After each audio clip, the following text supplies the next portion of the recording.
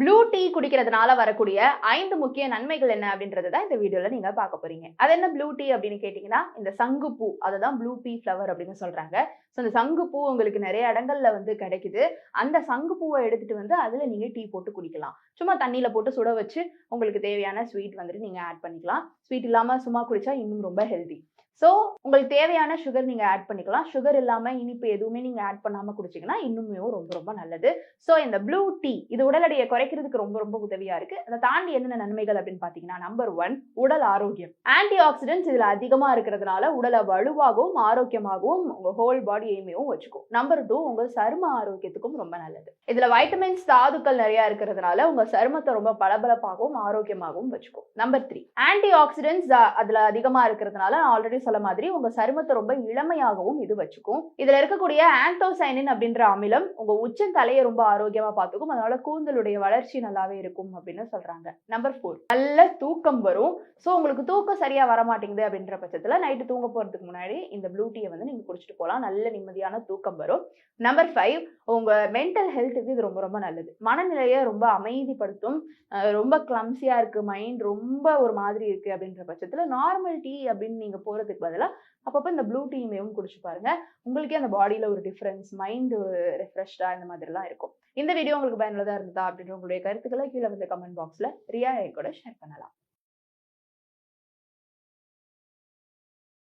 உங்களை மேனிபுலேட் பண்ண வரவங்கள்ட்ட இருந்து நீங்க எப்படி தப்பிச்சுக்கலாம் அப்படி 5 சில வார்த்தைகள் உங்களுக்கு நான் சொல்லித்தரேன். இதை நீங்க அவங்க கிட்ட சொன்னீங்கன்னா மேனிபுலேட் பண்ணணும்னு வரவங்களே உங்ககிட்ட இருந்து மேனிபுலேட் ஆகி போயிடுவாங்க அப்படின்னு வச்சுக்கலாமா. So what is mean by manipulation அப்படின்னு பார்த்தோம்னா, சில மனிதர்களுக்கு சில தேவைகள் இருக்கு.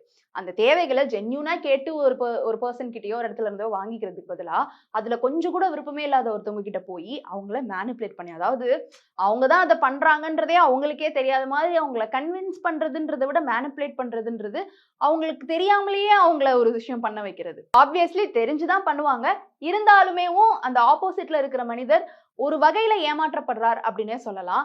அந்த மாதிரி உங்ககிட்ட மேனிபுலேட் பண்றதுக்கு தான் வராங்க அப்படின்றது உங்களுக்கு தெரிஞ்சிருச்சு அப்படின்ற பட்சத்துல ஆப்வியஸ்லி எடுத்து ஒரு ஃபைட்டுக்கு அவங்க கிட்ட நம்மளால போக முடியாது. ஆனாலும் அவங்க நோஸ் கட் பண்ற மாதிரி சில விஷயங்கள் நீங்க பேசலாம். அதுல நம்பர் 1 என்னன்னா, நீங்க சொல்றதுல நான் பெருசா கம்ஃபர்டபுளா இல்லங்க அப்படின்றது நீங்க ஸ்ட்ரைட்டா சொல்லிடலாம். மேனிபுலேட் பண்ண வரவங்களே ஐயோ நம்ம தான் எதை தப்பா பேசுறோமோ, ஓகே இவங்க கிட்ட வேணாம் அப்படின்னு சொல்லிட்டு போயிடுவாங்களாம். சோ நமக்குன்னு நம்ம வாழ்க்கையில சில பவுண்டரிஸ் போட்டு வச்சுக்கணும். எல்லாரையுமே நம்ம வாழ்க்கைக்குள்ள என்டர் பண்ண விட முடியாதுல்ல. ஏன்னா நம்ம கிட்ட ப்ரெஷியஸான நிறைய விஷயங்கள் இருக்கு. எல்லாத்தையுமே ஈஸியா அபகரிச்சுட்டு போயிடுவாங்க. அதனால மேனிபுலேட் பண்ண வராங்கன்னு தெரிஞ்சுன்னா சாரிங்க, I am not comfortable with what ever you are saying. நீங்க என்னனாலும் பேசலாம். நான் எனக்கு கொஞ்சம் கம்ஃபர்டபுளா இல்ல. ஓகே சாரி அப்படின்னு சொல்லிட்டு நீங்க கிளம்பி போயிடலாம். நம்பர் 2 ஏதாவது ஒரு ஒப்பீனியனை உங்ககிட்ட திணிக்க வருவாங்க. அதை நீங்க ஃபர்ஸ்ட் அண்டர்ஸ்டாண்ட் பண்ணணும். அவங்க மேனிபுலேட் தான் பண்ண வராங்கன்னு. அது தெரிஞ்சதுக்கு அப்புறமா அது உங்க ஒப்பீனியன். ஆனா அது ஃபேக்ட் கிடையாதுல்ல. அது உங்க ஒப்பீனியனா இருக்கலாம்.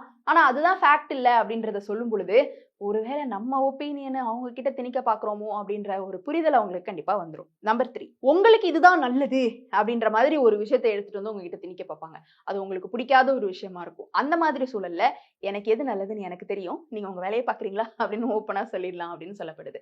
உங்க வேலையை பாக்குறீங்களான்னு கூட சொல்ல வேணாம், எனக்கு எது நல்லதுன்னு எனக்கு தெரியும் அப்படின்னு நீங்க ரொம்ப தெளிவா இருக்கணும் அப்படின்னு சொல்றாங்க. நம்பர் 4 சில நேரங்கள்ல இந்த மேனிபுலேட்டர்ஸ் பண்ற ஒரு முக்கியமான யுக்தி என்னன்னா, உங்களை கில்ட் ட்ரிப் பண்ணுவாங்க. அதாவது நீங்க சின்னதா ஏதாவது ஒண்ணு பண்ணிருப்பீங்க, கில்ட் ட்ரிப் பண்ணி உங்களை பக்கத்திலேயே வச்சுக்கணும்னு நினைப்பாங்க. அது நீங்க என்ன சொல்லிரணும்னா, எனக்கு இந்த மாதிரிலாம் கில்ட் ட்ரிப் பண்ணாலாம் பிடிக்காது. சோ அந்த மாதிரிலாம் பண்ணாதீங்க அப்படின்றத சொல்லிரணுமா. நம்பர் 5 நீங்க என்ன டாபிக் பேச போனீங்களோ அந்த டாபிக்ல இருந்து டைவர்ட் ஆகி வேற மாதிரி உங்களை மேனிபுலேட் பண்றாங்களா, let's stay on the topic, நம்ம டாபிக்க பத்தி மட்டும் பேசுவோமா அப்படின்றதையும் சொல்லிரணுமா. இந்த மாதிரி சில வார்த்தைகள் இருக்கு. அந்த வார்த்தைகளை உங்களை யாராவது மேனிபுலேட் பண்ண வராங்க அப்படின்றத நீங்க சுதாரிச்சுக்கிட்டீங்கன்னா டக்குன்னு நீங்க அப்படியே ஜென்டிலாவே சொல்லிருங்க. ரொம்ப ரூடா கூட சொல்ல வேணாம். சொல்லிட்டா உங்களுக்கான பவுண்டரி செட் ஆயிடும். தேவையில்லாத ஒப்பீனியனோ முடிவுகளோ உங்ககிட்ட வேற ஒரு பர்சன் திணிக்க முடியாது, பண்ண முடியாது. உங்க வாழ்க்கை எப்படி இருக்கணும் அப்படின்றது ஆப்வியஸ்லி உங்களுக்கு தெரியும். சோ அதுல நீங்க தெளிவா இருக்கிற பட்சத்துல இந்த மேனிபுலேட்டர்ஸை ஜெயிச்சிடலாம். இந்த வீடியோ உங்களுக்கு பயனுள்ளதா இருந்ததா அப்படின்ற உங்களுடைய கருத்துக்களை கீழே கமெண்ட் பாக்ஸ்ல ரியா கூட ஷேர் பண்ணலாம்.